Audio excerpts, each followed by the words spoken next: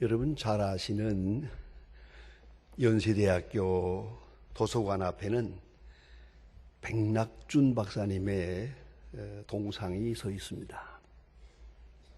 그는 미션스쿨의 연세대학의 정신적 지주라 같은 믿음의 사람이며, 우리는 백낙준 박사님으로 총장님으로 기억하지만은 사실은 아주 소중한 목사님이었습니다. 그래서 늘 아주 설교를 많이 하시는 분이었습니다. 그런데 그의 아버지 백사경이라고 하는 분이 계셨는데, 그분은 시각장애자였습니다. 점을 치면서 그래서 생계를 유지했는데, 그 점집이 용하다는 소문이 나서 문전성시를 이루었고 재산을 많이 모았고 첩도 두고 살았답니다. 옛날 사람들은 돈 벌면 첩을 얻는 게 필수였거든요. 이렇게 아주 떵떵거리고 잘 사는 그런 점집이 있었어요. 어느 날 거리에서 한 전도인이 이 백 씨에게 예수를 믿으세요 하면서 전도지를 하나 주머니에다가 꾹 찔러 주었는데, 또 그리고 하는 말이 죽은 영혼이 어디로 가는지 아시오?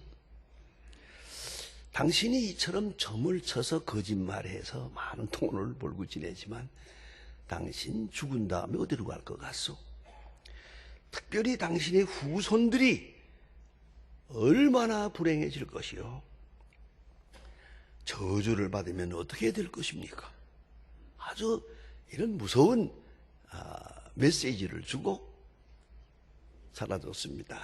그러니 시각장애자가 뭐 붙들 수도 없고, 그래서 이 미친놈 보았나? 이게 욕설만 하고 끝났는데, 그날 밤부터 잠을 잘 수가 없는 겁니다. 계속 그 전도인의 말이 귀에 들려옵니다. 이 많은 거짓말을 하고 많은 사람을 유혹하고 미혹하고, 그리고 어떻게 그 죄를 면할 것이냐? 당신의 후손은 어떻게 될 것이냐? 너무 괴로워서 잠을 못 자고 병을 얻게 됩니다. 그때 부인한테 부탁을 해서 부인이 그 주머니에 들어있는 전도지를 읽어주게 됩니다. 그 전도지를 읽는 소리를 들으면서 복음을 영접하고 회개하고 주의 사람이 됩니다. 교회에 나와서 그 많은 전 재산을 몽땅 교회에 바쳐버렸습니다. 그리고 거지가 됐습니다. 정말 아무것도 없는. 그리고 점 쳐서 살던 사람이 점 못 치면 할 일이 뭡니까?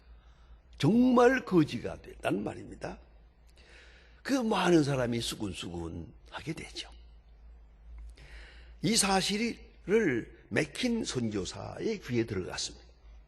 선교사님이 이 사실을 잘 살펴보고 이분을 자기가 돕고 있는 어느 교회에 사찰로 취직을 시켰습니다. 그래서 교회 청소하면서 그렇게 사시라고. 그 아들 백낙준은 영창중학교에 입학을 시켰고, 뒤에는 중국의 신성고등학교에 입학하고, 그 다음에 유학을 보내서 프린스턴 신학교, 또 그리고 예일대학에서 박사를 하고 한국에 돌아와서 대학 교수직을 지내다가 연세대학교 총장으로 한평생 일하게 됩니다. 여러분, 한 사람 한 가정의 그 일생이 이렇게 됩니다. 우리도 예외가 아니라는 걸 여러분 잊지 말아야 합니다. 헨리 나우엔이라고 하는 영성신학자는 두려움에서 사랑으로라고 하는 책에서 아주 유명한 재미있는 말을 해줍니다. 하나님을 알아간다는 것은, 하나님을 오늘 다 아는 게 아니잖아요. 좀 더 알고, 좀 더 깊이 알고, 좀 더 가까이 알고, 하나님을 점점 더 알아간다는 것은 하나님에 대한 교만한 지식이 아니라 무식, 유식한 무지로 돌아가는 것이다. 독타 이그라넌티아라고 하는 말을 합니다. 독타 이그란티아, 아주 유명한 말입니다. 이것이 유식한 무지, 유식한 무지로 점점 변해가는 것이다. 발전해가는 것이다. 그런 말씀입니다. 오늘 성경에 보면은 하나님께서 우리에게 이렇게 말씀하십니다. 너희는 가만히 서서 내가 하나님 됨을 알지어다. 하나님 됨을 알지어다 하는 걸 조금 뒤로 물리고 가만히 서서 있어라. 무슨 말입니까? 요새 젊은 사람들 왜 멍 때린다고 하잖아요. 이건 멍 때리는 시간이에요. 아무 생각도 하지 마라. 아무 비판도 하지 마라. 가만히 서서 하나님이 하시는 일을 보라. 생각하라. 그런 말씀이죠. 출애굽기 14장 13절에 똑같은 말이 나옵니다. 가만히 서서 내가 하나님 됨을 알라. 제가 미국에서 유학을 할 때 아이들하고 같이 캠프 가서 캠프의 회목으로 몇 주일 동안 지내보았습니다. 그 숲속에 많은 놀거리가 있거든요. 아이들이 또 미국 아이들이 얼마나 떠드는지 그거 잡을 수가 없어요. 그러다가도 파인 차플이라고 하는 소나무로 둘러싸여 있는 그런 마당에 잘 동그랗게 만들어가지고 그 올겐까지 장치해놓고 그런 차플 있어요. 예배 장소가 있는데 아이들이 거기 들어갈 때는 그 자리로 예배 초소로 들어갈 때는 거기에 둥그랗게 이렇게 무지개처럼 이렇게 만들었어요. 그리고 큰 글자로 써놨는데 그게 인상적이었어요. Be still, know that I am God. 조용하여 내가 하나님 됨을 알라. 이렇게 했거든요. 아이들이 여기 들어갈 때마다 전부 Be still, know that I am God. 한마디씩 외우고 들어간 다음에 거기에 차플에 들어가서는 그 장난꾸러기들이 조용합니다. 예, 마치고 나오면 와 하고 떠듭니다. 그 장면을 보면서 얘들 참 잘 훈련을 해놓았다. 적어도 예배 시간만은 조용하든가. 그렇습니다. 조용하여 내가 하나님 됨을 알라. 깊은 의미의 말씀입니다. 그 배경은 이러합니다. 출애굽기 13장에 보면 하나님께서 이스라엘 백성을 애굽에서 인도하실 때 그 60만 대군을 몰고 지금 광야로 나오는데 그 길이 어찌해야 되느냐? 상식적으로 지금도 지도를 펴놓고 보면 지정학적으로 이러합니다. 북쪽으로 올라가 가지고 동쪽으로 가야 됩니다. 왜냐? 동쪽으로 가면 홍해입니다. 그냥 홍해를 딱 만나게 됩니다. 길은 하나밖에 없어요. 북쪽으로 올라갔다가 동쪽으로 가야 되는데 하나님께서 구름 기둥과 불 기둥으로 인도하시면서 하나님 친히 길을 인도하셨는데 오늘 성경 말씀 출애굽기 13장 18절에 보면 홍해의 광야 길로 인도했다. 어쩌다는 겁니까? 이 광야를 가면 그대로 홍해를 만나게 되거든요. 하나님께서 그렇게 인도했어요. 그리고 이 60만 대군은 어디 가는지 모르고 그냥 줄렁줄렁 모세를 따라가다가 딱 보니까 앞에 홍해가 있어요. 웬걸이요? 뒤에서는 분노한 애국 군대가 따라와요. 앞에는 홍해가 있어요. 뒤에는 절벽이 있어요. 어딜 가야 됩니까? 도관에든 쥐 아닙니까? 이 60만 대군은 무방비 상태에서 그냥 몰살될 수밖에 없는 거예요. 그 시간에 하나님을 원망하게 됩니다. 그렇잖아요. 왜 우리를 인도했느냐? 여기서 죽게 만드느냐? 그들이 원망할 때도 또 윗뜨가 있더라고요. 애굽의 매장지가 모자라냐? 왜 여기다 갖다가 죽이느냐? 원망했죠. 그때 하나님이 주신 말씀이에요. 조용하야 내가 하나님 되므로 알지어다. 떠들지 말어. 이런 말씀이에요. 그때 주신 메시지입니다, 이것이. 예? 조용하야 하나님 되므로 알라.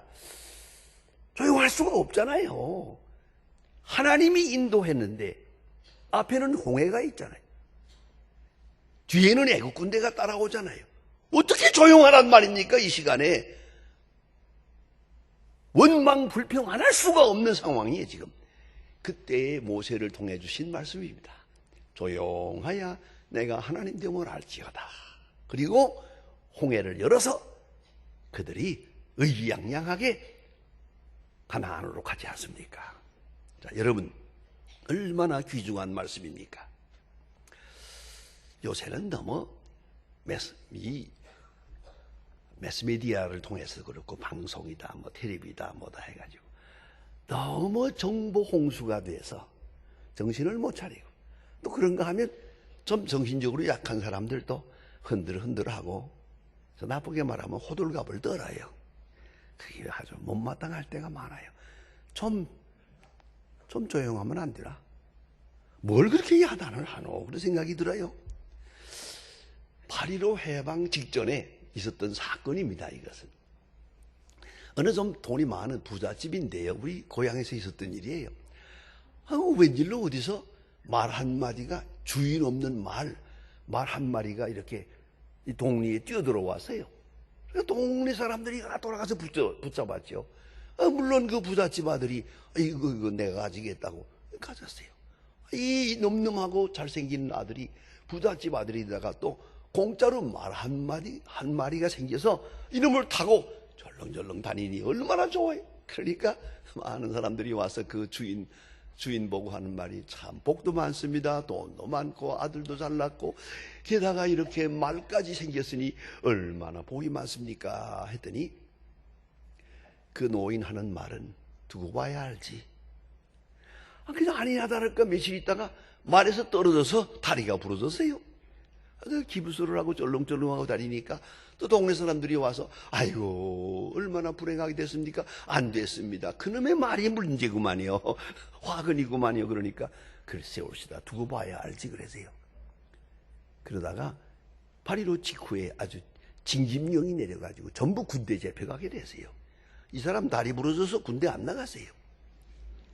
그러니까 동네 사람들이 또 하는 말이, 복도 많습니다.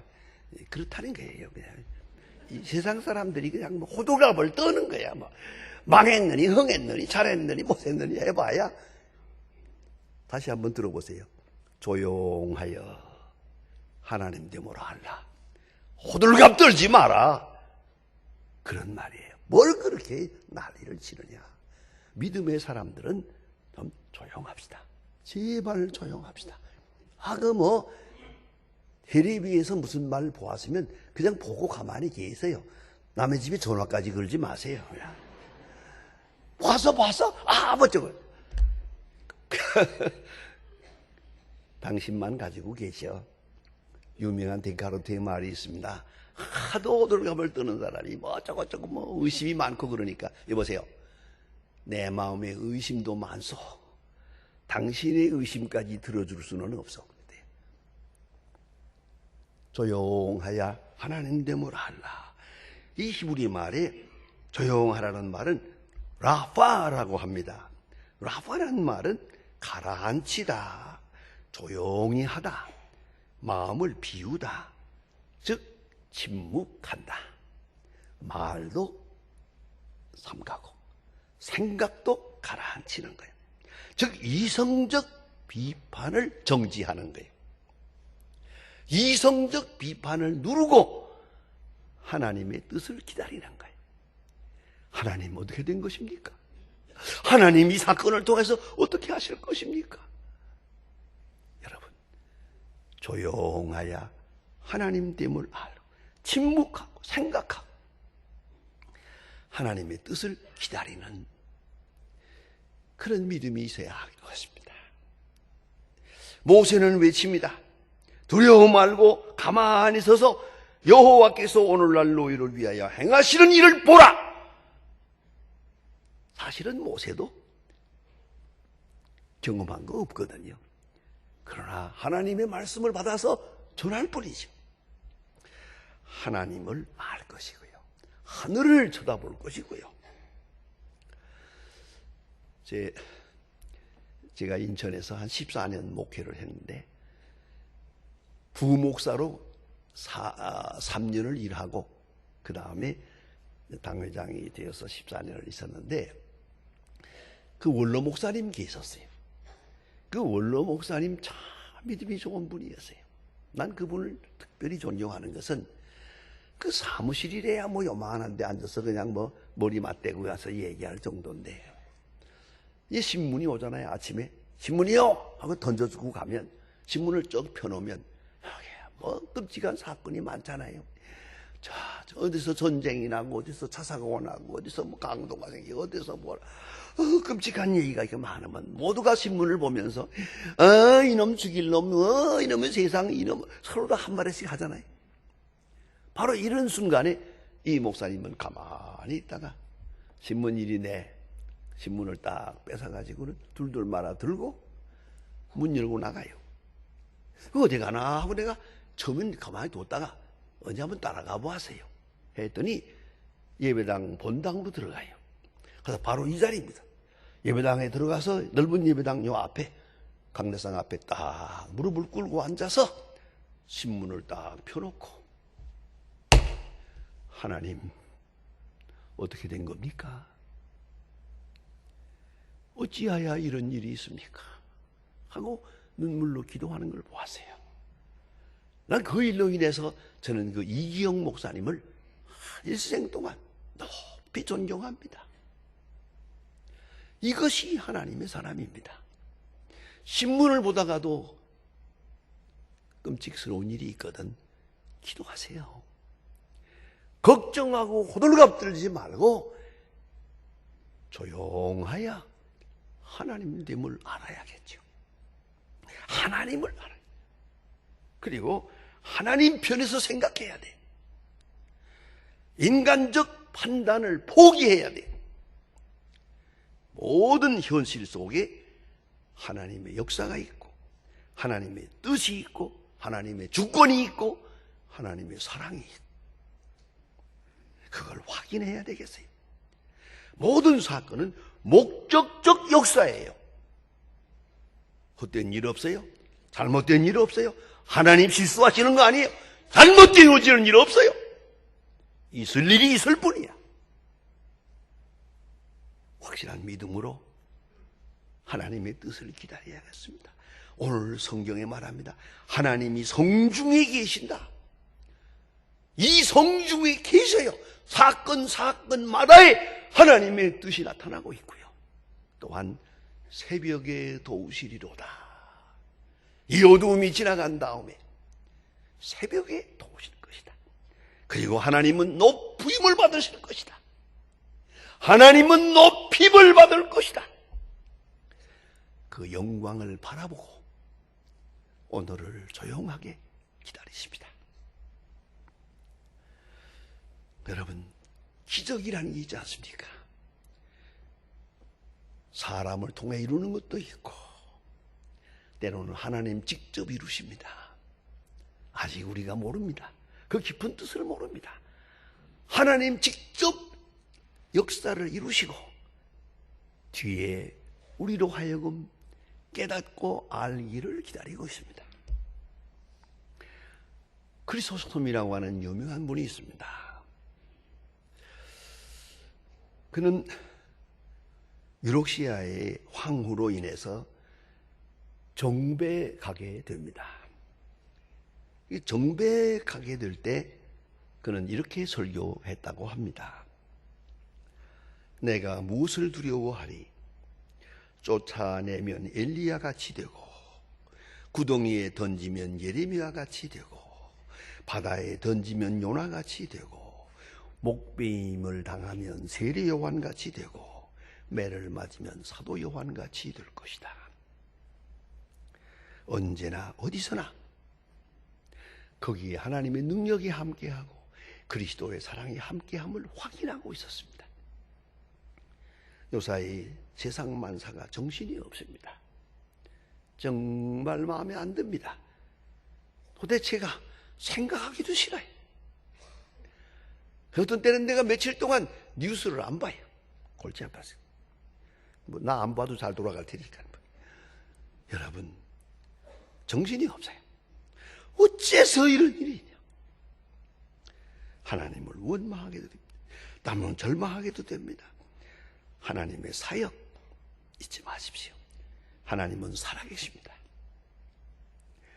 이제서 하나님은 당신의 뜻을 나타내 주십니다. 다시 한번 조용하게 주의 음성에 귀를 기울이십시다. 너희는 가만히 있어 내가 하나님 됨을 알지어다. 기도하십시다.